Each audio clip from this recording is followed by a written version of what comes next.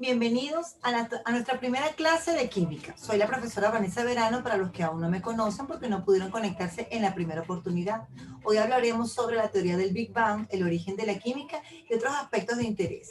Para ello, por supuesto, vamos entonces a ver nuestra lámina acerca de la teoría del Big Bang. Una de las cosas que más ha modificado al mundo a lo largo de los siglos, por supuesto, es el desarrollo de la ciencia. Podemos decir que todos de alguna manera tenemos la tecnología encima y estos avances han permitido que la humanidad pueda entonces trascender a lo largo de ella y evolucionar. La química que estudiaremos durante estas actividades, por lo menos este año, va a presentar conocimientos y experimentos de laboratorio a través de experiencias o a través de compartir tutoriales y videos en donde les van a explicar poco a poco cuáles son esos avances que han ido evolucionando. Por tal motivo, vamos a ver en la clase de hoy, esta clase que va a estar grabada, vamos a hablar sobre el Big Bang, sobre datos curiosos sobre esta teoría, el origen de la química y, por supuesto, aspectos de los modelos atómicos que dan origen a lo que hoy en día se conoce como ciencia y, por supuesto, química, física y matemática. El Big Bang.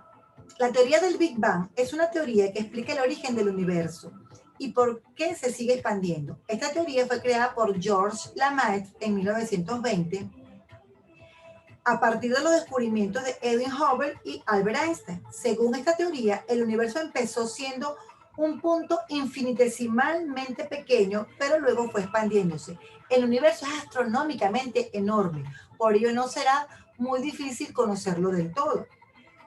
En 1948, el físico Georges Gamow planteó que el universo se creó en una gran explosión a la que denominó como un gran bang. De ahí sale entonces la teoría del Big Bang, que constituye el momento en que esa nada emerge de toda la materia, es decir, da el origen al universo. La materia hasta ese momento era un punto de densidad finita, que en un momento dado, por supuesto, explota, generando la expansión en todas las direcciones y creando lo que conocemos hoy en día como el universo. Dice que después de esta expansión, cada partícula de materia comenzó a alejarse muy rápidamente, una expandiéndose de la otra. La materia, lanzada a todas las direcciones por esta explosión, está constituida exclusivamente por muchas más partículas que hoy en día conocemos como los elementos.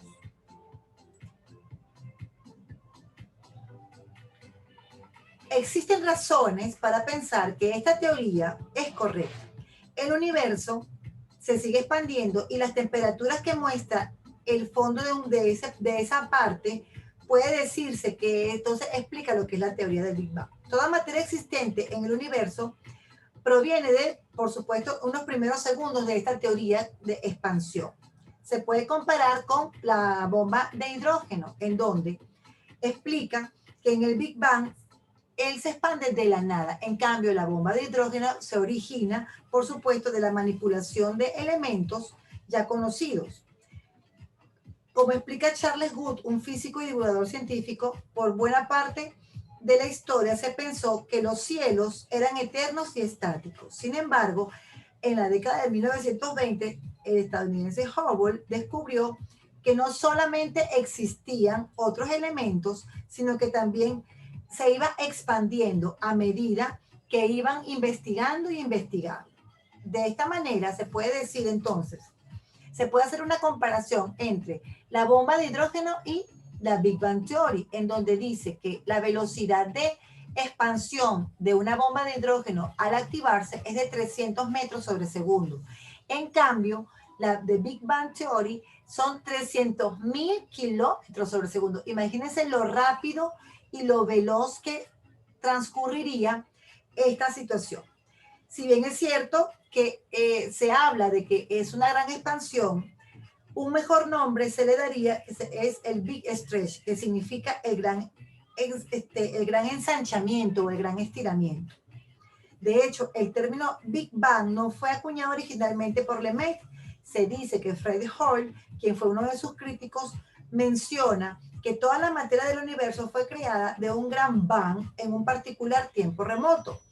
Y un mejor nombre sería el gran estiramiento, de Big Stretch, dado que la imagen de explosión implica, fíjense acá, no implica un punto central, sino muchos puntos a lo largo de toda una esfera y que sigue expandiéndose hasta la eternidad, constantemente, y eso da origen entonces a lo que se conoce como el universo. Los primeros segundos que ocurrió aproximadamente a 375.000 años después del inicio del universo. Imagínense todo el tiempo que tiene entonces nuestro universo creado, fundado, de modo que podemos entonces buscar muchas más razones para saber qué es el universo. Esto origina a muchas teorías y muchas investigaciones que vienen dadas entonces de las ciencias aplicadas. Una de ellas es la química. Química es una ciencia basada en el estudio científico de la materia y los cambios que éste experimenta. La palabra química viene del árabe alquimia, que significa el arte de la transformación. Comenzó con el estudio de esta ciencia, de esta alquimia. Los practicantes de esta arte se llamaban alquimistas. Ya va, que se me pasó aquí. Se llamaban alquimistas. Vamos a ver acá que tengo otro puntito que tocar, acá. Y entonces ellos organizaron, dependiendo de los estudios que hacían, y de ahí se derivan muchas ramas de la química que conocemos hoy en día, que es la química orgánica, que estudia los elementos y compuestos químicos que contienen el carbono, la química inorgánica, que estudia los elementos y compuestos químicos que no poseen enlaces de carbono, o si los poseen son muy, muy leves, y están también compuestas con los ácidos y las bases. La bioquímica, que estudia la composición, la interacción y las reacciones químicas a nivel molecular de los seres vivos. La química analítica, que estudia la composición química de un material o muestra mediante diferentes métodos químicos y físico-químicos. La físico-química, que estudia la materia tomando en cuenta tanto las propiedades físicas como las propiedades químicas, lo que posibilita establecer modelos y teorías de estudio. La química industrial, que está orientada a la producción de materiales y productos químicos en el entorno empresarial e industrial, y a la petroquímica, que estudia el hidrocarburo más usado en la Tierra, que es el petróleo. Ahora, ¿cómo se originó la química? ¿De dónde viene la química? Bueno, se puede decir que existen unos periodos que podemos mencionar en la prehistoria y la antigüedad, el periodo griego, la alquimia, la iatroquímica, el flogisto y el periodo moderno. Vamos a ver uno por uno de ellos para ir conociendo qué es o qué sucedió en cada uno. En la parte de lo que corresponde a la prehistoria y la antigüedad, este periodo corresponde a la edad de piedra. El descubrimiento del fuego le permitió, por supuesto, al hombre defenderse de muchos depredadores, protegerse del frío, cocinar sus alimentos, transformando entonces estos materiales, y por supuesto se llama entonces la edad de piedra, porque el hombre a través del calor genera quizás herramientas, quizás recursos que le proveen a él el sustento y por supuesto pasar a un nivel de el nomadismo al sedentarismo. Luego viene la edad antigua, en donde en realidad no es una química científica, sino más bien empírica, porque se va a derivar a la edad de cobre, en donde se van a aplicar algunas técnicas a través del uso de este material que van a transformarse al calentarla, se transforma en malaquita, y eso va a generar la producción de armas, de herramientas resistentes, dando origen de la edad de cobre a la edad de bronce. Simultáneamente a esta era, ellos empiezan entonces a hacer más herramientas y artefactos, porque empiezan todos los alzamientos conocidos en esa época de revoluciones, de guerras, y esto da entonces cabida a la edad de hierro, en donde se hace a través de este mineral más resistente, obtienen el hierro a través del perfeccionamiento de la técnica y pueden entonces ellos crear realmente incluso artefactos usados en la guerra. Esto da entonces cabida a lo que se conoce como el periodo griego. El periodo griego, vamos a darle clic acá, Nos dicen que se preocupaban en el estudio del universo mediante las ciencias físicas y naturales, la astronomía y las matemáticas. Observaban demasiado los cielos, empezaban a ver qué sucedía en el universo. Grandes filósofos en esta época tenemos, por ejemplo, a Tales de Mileto, que él descubre el aire, en donde dice que todo viene del aire y todo a él retorna. Habla también de, ay, se me pasó, no me di cuenta que estaba acá, vamos a pararlo. También habla, por ejemplo, Aristóteles descubre no solamente que hay 4 elementos, sino un quinto elemento que es el éter, y gracias al éter, descubren que pueden entonces crear mezclas, crear elementos nuevos a través de la observación de todo esto. Esto da entonces como una nueva era del periodo, de este periodo griego. Pasamos a lo que es la historia atómica. Los filósofos de esa época hablaban sobre que los elementos no solamente eran así como aire, agua, fuego, sino que también habían partículas muy diminutas que quizás no las veíamos.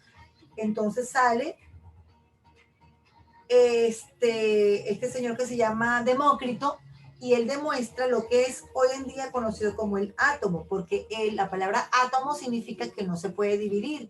Él demuestra que realmente hay partículas muy pequeñas. Miren, bautizó en partes indivisibles la materia con el nombre de átomos, que en griego significa no se puede dividir.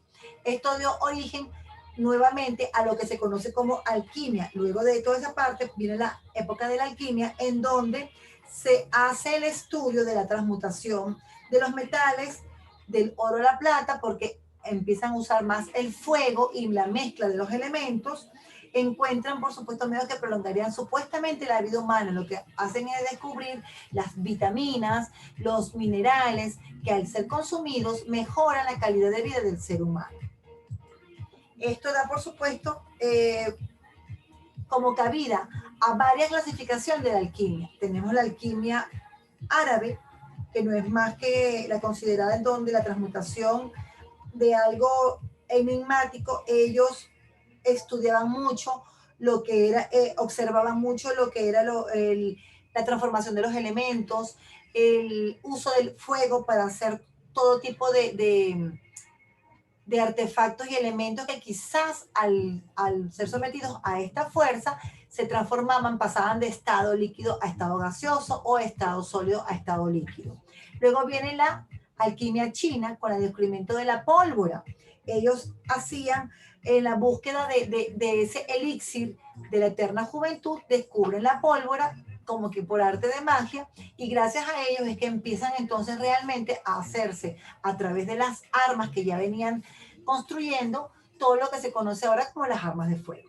Luego viene la alquimia egipcia, que está más que todo basado en creencias mitológicas, en donde ellos piensan que a través de la transformación de los minerales, usando los elementos, ellos tenían de repente un contacto más directo con los dioses que ellos veneraban en esa época. Y finalmente tenemos la alquimia medieval, que ella lo que hace es la búsqueda de esa piedra filosofal, como la de Harry Potter, dando respuesta a que realmente no es una piedra filosofal, sino es el nacimiento de una parte de la medicina conocida como iatroquímica. La iatroquímica no es más que un periodo que se caracteriza por la introducción de productos químicos en la práctica médica.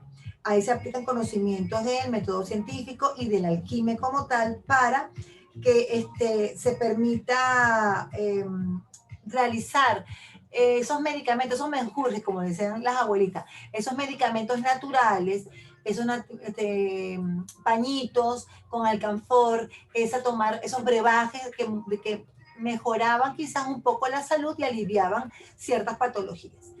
Luego de este periodo viene el periodo flogisto, que no es más que el periodo en donde desarrolla más el uso del fuego. Y su nombre se atribuye, por supuesto, a George Hermes, que dice que flogisto es una palabra griega que significa inflamable.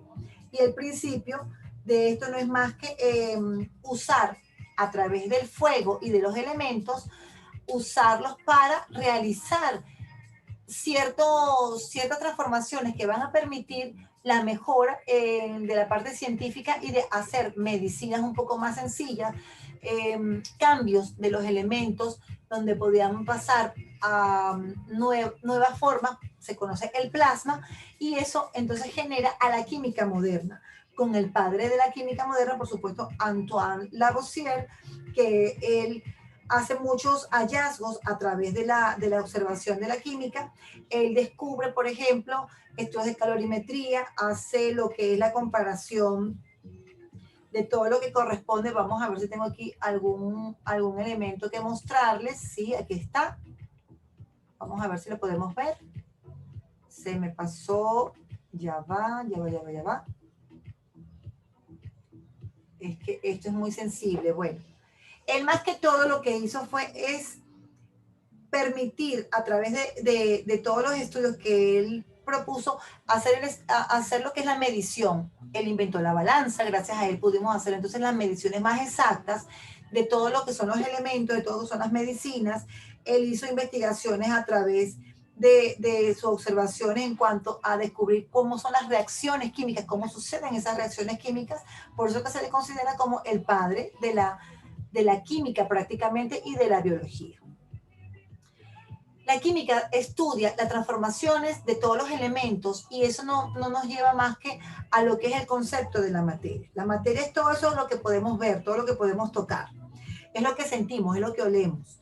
Ella es tan dura como un bloque de hielo y de repente tan así blandita como el agua o de repente tan inerte como el gas.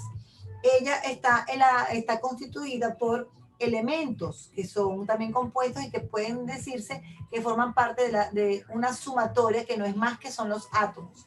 Estos átomos, al agruparse, pueden ser entonces mezclas, compuestos o elementos, y la sustancia se refiere a cualquier presentación de la materia de la cual está formada por aquellas partículas conocidas como los átomos. Los átomos están conformados por un núcleo. Vamos a ver si la próxima lámina me habla de eso. Ajá.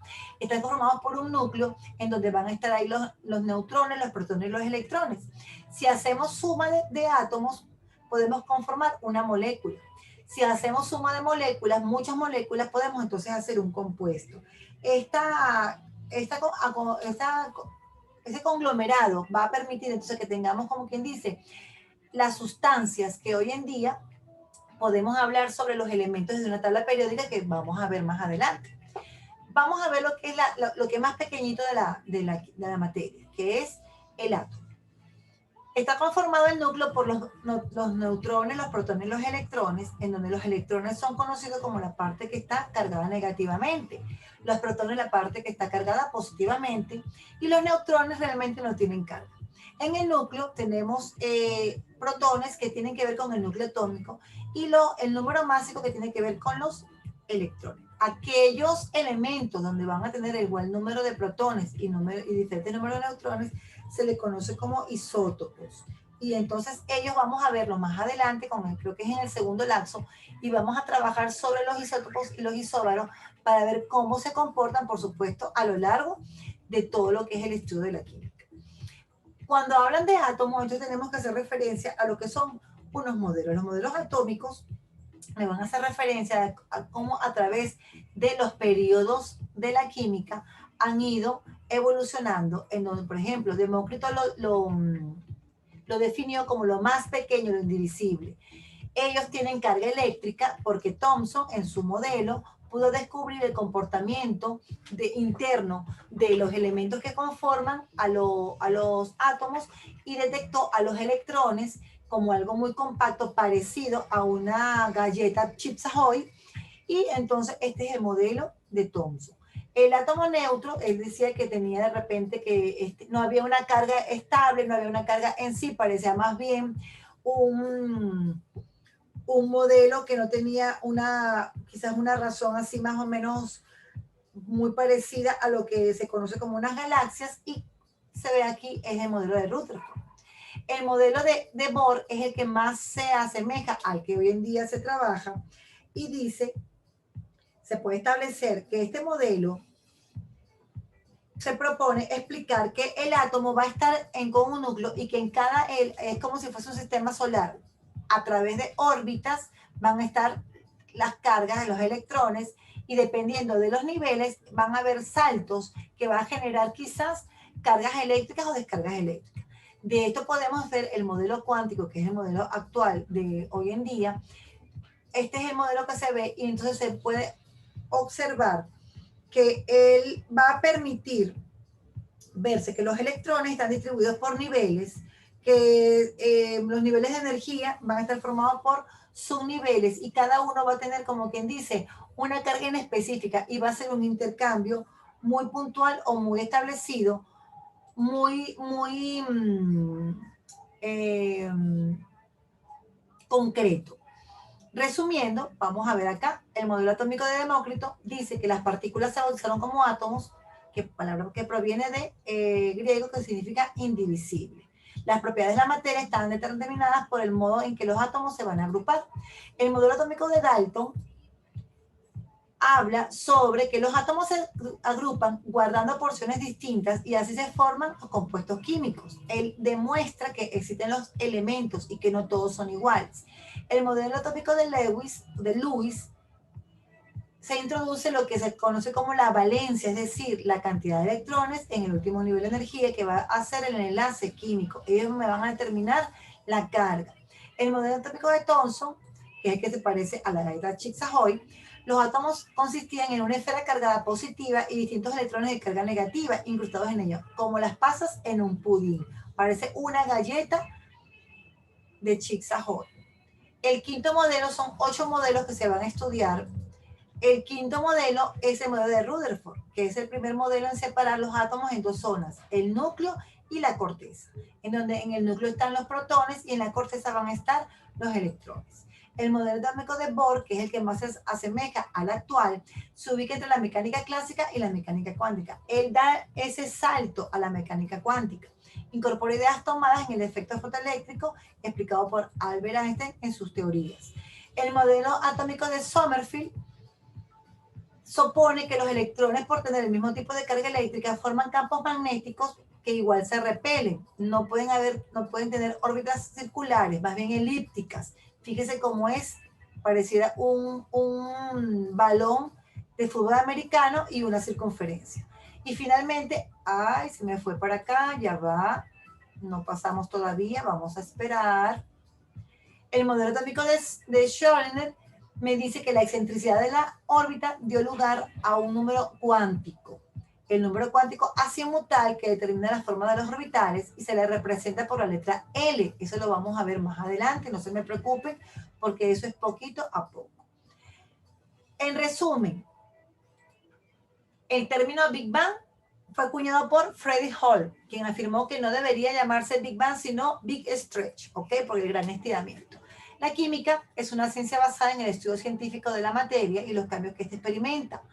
Antoine Lavoisier se considera el creador de la química moderna, ya que él fomentó o él fue el precursor de estudios como la respiración animal, la fotosíntesis, el uso de la balanza, la ley de conservación de la masa, entre otros. La materia se clasifica o se presenta en elementos, compuestos y sustancias. Al decir sustancias, nos referimos a cualquiera de las presentaciones de la materia. Los átomos se componen por un núcleo donde encontramos dos tipos, los neutrones y los protones. Y en el núcleo orbitan otras partículas también llamadas electrones. El número de protones en el núcleo es llamado número atómico. El número de neutrones y protones conjuntamente corresponden al número másico.